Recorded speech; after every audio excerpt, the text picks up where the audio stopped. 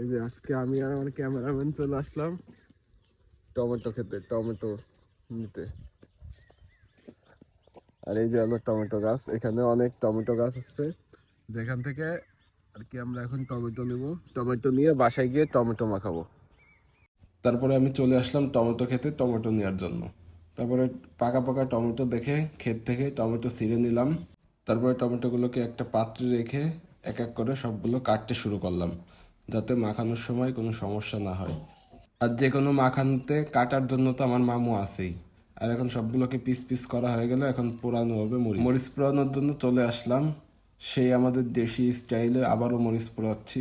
ছাইয়ের ভিতরে মরিচ দিয়ে পোড়ানো, সেই গ্রান। এইভাবে পোড়াইলে সব থেকে মজা বেশি হয়। তারপরে দিয়ে দিলাম তেঁতুল।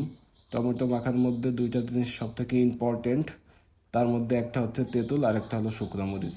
এখন শুকনো মরিচগুলোকে টুকরো টুকরো করে টমেটো মাখার ভিতরে দিয়ে দিলাম। যাতে আমি বললাম যে একটু ঝালটা বেশি দেওয়ার কথা, কিন্তু মামু বলতেছিল না ঝাল কম দেবে। কিন্তু আমি তো নাসরবান্দা, ছাড়ার পাবলিক না, তাই সবগুলো মরিচ ওর ভিতরে দিয়ে দিলাম। এখন খাওয়ার পালা, কিন্তু আমি খাওয়ার আগেই পাবলিক হাজির। যাই হোক, সবাই মিলেমিশে খাওয়ার মজাটাই অন্যরকম। আর টমেটো মাখাটা সেই স্বাদ ছিল, সবাই বলতেছিল।